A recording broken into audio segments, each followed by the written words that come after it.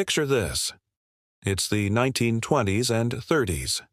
The world is looking up, literally. Towering silver giants, graceful and majestic, glide through the skies. These aren't planes. They're airships, the Zeppelins, the future of travel. They were floating luxury hotels, symbols of technological prowess, promising to connect continents with an elegance we can only dream of today. Dining rooms with panoramic windows, private cabins, leisurely strolls on observation decks thousands of feet in the air. It was a golden age, a dream of a silent, stately future in the clouds. But, like many dreams, this one was fragile, filled with a highly flammable gas and a healthy dose of human ambition. Welcome to History's Oops Moments, where today we explore the spectacular rise and the even more spectacular fall of the great airships. So, what went wrong? Why don't we float to our holiday destinations today? Well, it's a story of ambition, physics, and one very, very big oops moment. The main character in this story is hydrogen. Incredibly light, perfect for lifting massive structures into the air. But it has a tiny flaw. It's spectacularly explosive. The Americans were smart. They had access to helium, a non-flammable alternative. But helium was rare and expensive, and the United States, guarding its monopoly, wasn't keen on sharing, especially not with post-World War I Germany, the masters of Zeppelin construction. So, the Germans, led by the legendary Hugo Eckener, had to stick with hydrogen. They were masters of safety, implementing rigorous protocols. For years, it worked. The Graf Zeppelin, a true workhorse, flew over 1 million miles, crossed the Atlantic more than 100 times, and even circumnavigated the globe. It was a triumph. Passengers sipped champagne, danced to live bands, and watched the world drift by below. Confidence was, quite literally, soaring. This success gave birth to its bigger, more luxurious successor, the Hindenburg. LZ-129, Hindenburg. It was the largest aircraft ever built, a pinnacle of Art Deco design and German engineering. Over 800 feet long, it was a flying testament to human ingenuity. It had a dining room, a lounge with a baby grand piano, a smoking room, yes, a smoking room on a hydrogen balloon, which shows you the level of confidence they had, and private cabins for 72 passengers. For 2 seasons, it was the height of transatlantic chic. It completed 17 round trips between Germany and the Americas. Everyone who was anyone wanted a ticket. It was the Concorde of its day, but grander, slower, and infinitely more romantic. The dream was real. People believed this was it, the dawn of a new era. But history had other plans, and a storm was gathering, both literally and figuratively, and then came May 6, 1937, Lakehurst, New Jersey. The Hindenburg was finishing another routine transatlantic flight. It was running a bit late, delayed by thunderstorms.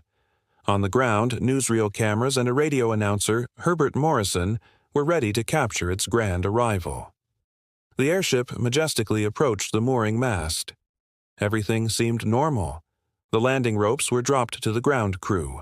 Then, in an instant, the dream turned into a nightmare. A flicker of flame appeared near the tail. Some say it was static electricity from the storm. Others have different theories. But the cause is almost secondary to the effect. Within seconds, the flammable hydrogen ignited. The fire didn't spread, it erupted. The entire structure, this symbol of modernity and luxury, was engulfed in a horrifying inferno. Herbert Morrison's live radio broadcast, intended to be a routine report, became one of the most iconic and chilling pieces of audio in history. His voice, cracking with emotion, described the unfolding tragedy. "It's burst into flames. Get out of the way. This is terrible. Oh, the humanity." His raw, unfiltered shock and horror broadcast the disaster into living rooms across America. It wasn't just a news report, it was a public trauma. People didn't just hear about the Hindenburg disaster. They experienced it through Morrison's eyes and voice. The newsreel footage, equally shocking, showed the skeletal frame of the mighty airship crashing to the ground in a ball of fire. In just 34 seconds, the largest flying machine ever created was reduced to a twisted, smoldering wreck. 36 people lost their lives. But what died that day was more than just the passengers and crew. The Hindenburg disaster wasn't the first or even the deadliest airship accident. The British R-101, which crashed in 1930, claimed more lives. An American airship, the USS Akron, went down in a storm in 1933 with a loss of 73 souls. But the Hindenburg was different. It happened in front of the world. It was captured on film and broadcast on the radio. It was the first major technological disaster to be documented in real time by modern media. The horrifying images were seared into the public's consciousness.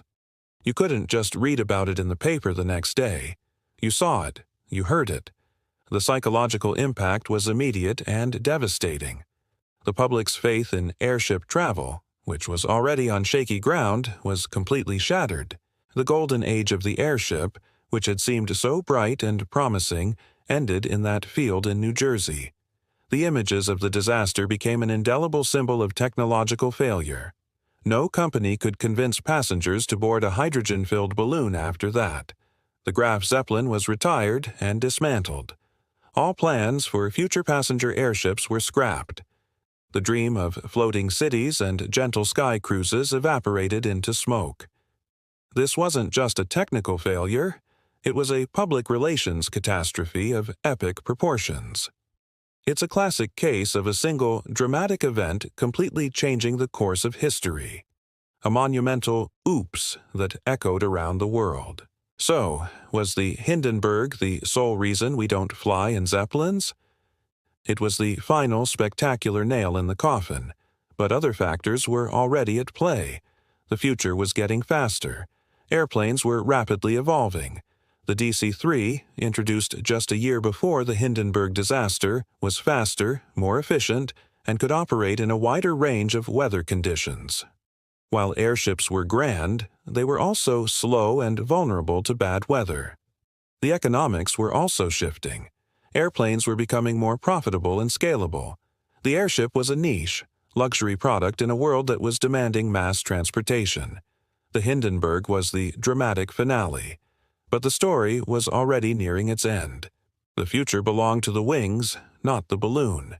Today, airships are making a quiet comeback, but not for passengers. They're used for advertising, surveillance, and heavy-lifting cargo, now filled with safe, stable helium.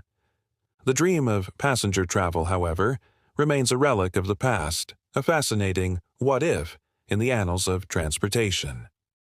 The story of the great airships is a powerful reminder of how quickly a dream can be grounded. It's a tale of incredible ambition, stunning beauty, and a fatal flaw that, under the gaze of the entire world, brought a whole industry crashing down to earth. A history's oops moment, if there ever was one. It teaches us that technology is not just about what we can build, but also about public trust and perception. And once that trust goes up in flames, it's very hard to get back. Thank you so much for joining us on this look back at the airship era. It's a truly incredible story, isn't it? If you enjoyed this journey into the past, please hit that like button and consider subscribing to History's Oops Moments for more tales of when things went spectacularly wrong.